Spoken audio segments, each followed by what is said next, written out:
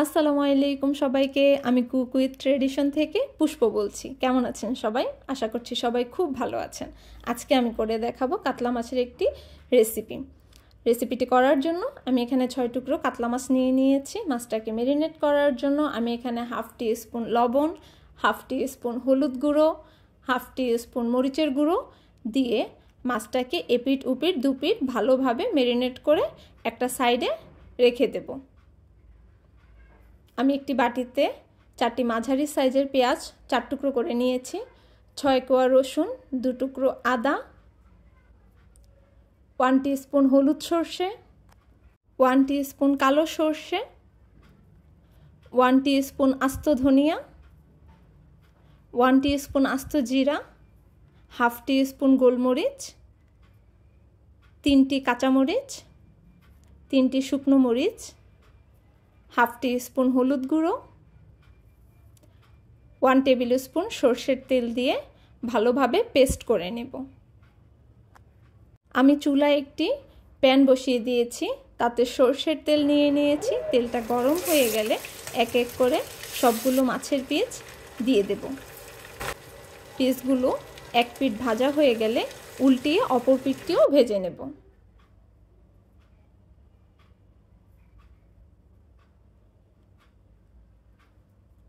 মাছগুলো লাল করে ভাজা হয়ে গেলে তখন আমি চুলা থেকে উঠিয়ে নেব।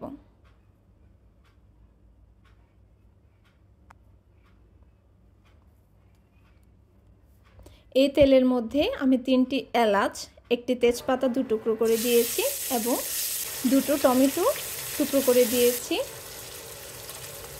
ধনিয়া পাতা কুচি এবং পরিমাণ মতো লবণ দিয়ে দিয়েছি। এই পর্যায়ে ধনিয়া পাতাটা দিলে গ্রেভি থেকে একটা সুন্দর ফ্লেভার আসবে। আমি আগে থেকে তৈরি করে রাখা পেস্টটা দিয়ে দেব।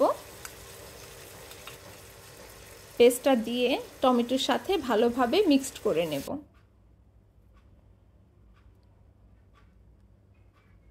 এখন দিয়ে দেব হাফ টি স্পুন মরিচ গুঁড়ো দিয়ে মশলার সাথে ভালোভাবে মিক্সড করে মশলাটাকে কষিয়ে নেব যতক্ষণ না পর্যন্ত তেলটা ছেড়ে দেবে।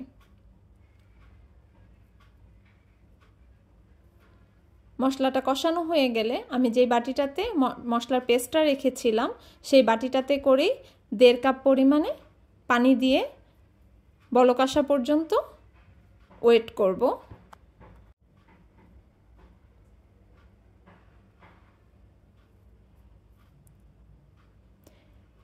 ঝোলটা যখন বলক চলে আসবে এ পর্যায়ে আমি একটি টমেটো দিয়ে দেব, 4টি আস্ত কাঁচামরিচ দিয়ে দিয়েছি এবং আগে থেকে ভেজে রাখা মাছগুলো দিয়ে ভালোভাবে গ্রেভিটার সাথে মিক্সড করে দেব।